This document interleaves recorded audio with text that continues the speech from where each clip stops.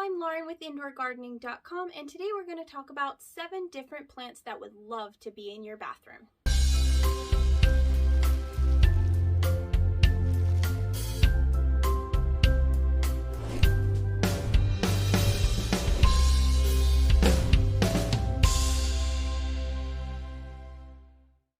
Bathrooms can be a little bit of a tricky place simply because a lot of bathrooms have very little light, are very fluctuant in their temperatures. Sometimes they're very hot, sometimes they're very cold. Another problem with bathrooms is that they can get a very high humidity, or they can have a low humidity if they're not used very much. So finding a plant that's going to work in all these different types of environments can be a little bit tricky, but don't worry, we've got 7 different ones for you today. So the first plant that's going to work in your bathroom very well is ferns. Generally, there's a lot of different kinds of ferns out there that would be fantastic in these types of situations. A couple that come to mind, though, is a staghorn fern. If you have a very bright lit area, then a staghorn fern is going to be fantastic for you. Another one that comes to mind is a rabbit's foot fern. They don't need very much light at all. They would enjoy more light if you can give it to them, but they don't need a lot of attention, and they don't need that super high humidity, and they can handle a little bit cooler and a little bit warmer. Definitely for any plant, don't let it drop below 50 degrees if you don't have to. Most plants are not going to enjoy that. A Boston fern would work as well and make an amazing statement piece. They are very big, fluffy ferns, and they grow very large, and it's pretty amazing to sit there and watch them unfurl. They really do enjoy the ambient humidity that is made from people taking showers and baths and just doing their daily routines in a bathroom. They can do with better light. Like all plants, more light is better. Do not ever set a plant in a very dark room. At least have a grow light installed in your light fixture. But there are a lot of different ferns out there that will meet these needs and these requirements for you, and it's definitely worth exploring and trying different ones. They also come in a variety of different sizes. You can place them small on your little bathtubs and whatnot, or you can get a very big, large one, hang it on the wall, hang it on the window. They are actually really amazing plants for a bathroom. They can also go on top of the cupboards and kind of drape down, and it's just really nice looking. The next plant that we have on the list is a Bella palm. Bella palms are very thin plants. They can get very big. They don't require a lot of water. When they dry out, though, they do want water right away, and they want a really good soaking of it.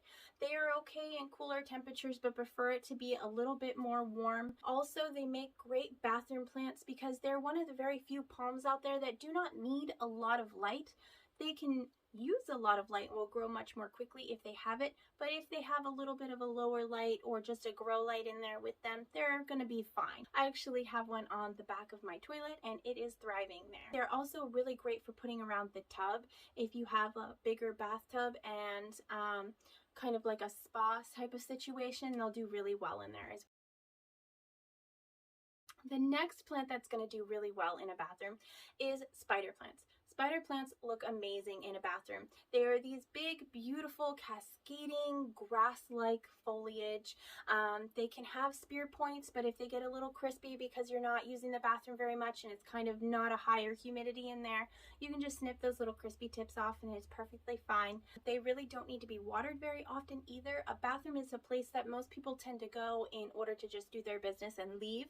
It's not some place that people spend a lot of time in just looking around. So plants tend to be neglected when they're in the bathroom, and a spider plant is definitely one that just wants to be left alone. With its thick tubers, it'll soak up a lot of water, and it'll be good to go for sometimes weeks at a time, depending on how great the humidity in your bathroom is. The next plant up is ivy. Ivy look beautiful cascading off of shelves and corners and cabinets and draping around bathrooms. They're just a really beautiful, timeless, classic plant to put in a bathroom, and they can do really well without having very much light. They're actually very invasive when they have a lot of light, so if you keep them in a lower light area, they won't grow as fast and they won't be as invasive. The one caveat with ivy, though, beautiful as it is, if it dries out too much and too often, it can be prone to spider mites. So one of the ways to get rid of spider mites and just kind of keep that away is to just rinse it in your bathtub. Just run it under the shower head every few weeks or so. Just clean all the dust off, all the debris off. That should prevent any spider mites. And they look amazing. They're amazing, beautiful, beautiful plants. And they are, again, one of those plants that they don't require a lot of maintenance. They don't require a lot of maintenance. They don't require a lot of light. And they'll just grow for you. They'll grow and grow and grow. So, beautiful plant. Cannot recommend it enough. Next up, we have Draceana. Draceana include lucky bamboo, snake plants, and then there's actually Draceana like Dracaena marginata. There is a lot of different types of Draceana out there. A lot of them would like to have a higher light, so if you have a bathroom with a window, they would love to be right up against that window. But if you don't have a bathroom with a window, they can handle that lower light. Definitely, like I've said before, put a grow light in your bathroom fixtures so that these plants can get some light. But lucky bamboo and Sansevieria or snake plants, they're a type of Draceana that can handle that lower light for you, and they'll be more slow growing, so you don't have to worry about them expanding too much and too fast and you having to repot them on a regular. Very, very low maintenance plant, but they will look nice and green and pretty, and they'll enjoy the extra humidity that you can make in a bathroom. They can also handle those fluctuating temperatures really well that we talked about earlier. Next up, we have Philodendron Hederaceum, the heartleaf philodendron, a very, very classic philodendron, and it is classic because it survives everything. It does need a little bit more water than any of the other plants that we have mentioned before. It handles neglect really well though, and will perk right back up once it's dried out and you give it some more water. They come with these beautiful heart-shaped leaves. They come in a variety of colors.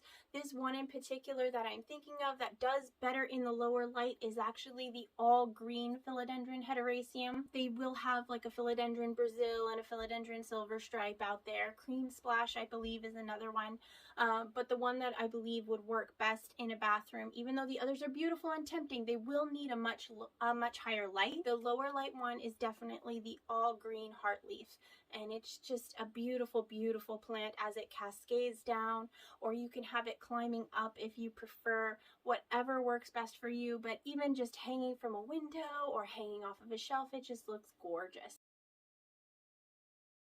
And then we have Epipremnum aureum, also known as the golden pothos. This is another plant that just, no matter what you do to it, it seems to always make it. Down in Florida, they're actually considered an invasive weed because they keep growing. No matter how much you chop them, how much you cut them back, they just always keep growing. And they do the same thing in our bathrooms. They get these big, beautiful, luscious, heart-shaped leaves. They do have a yellow variegation and sometimes a white variegation running through them. They kind of have almost a marbling effect, I would say.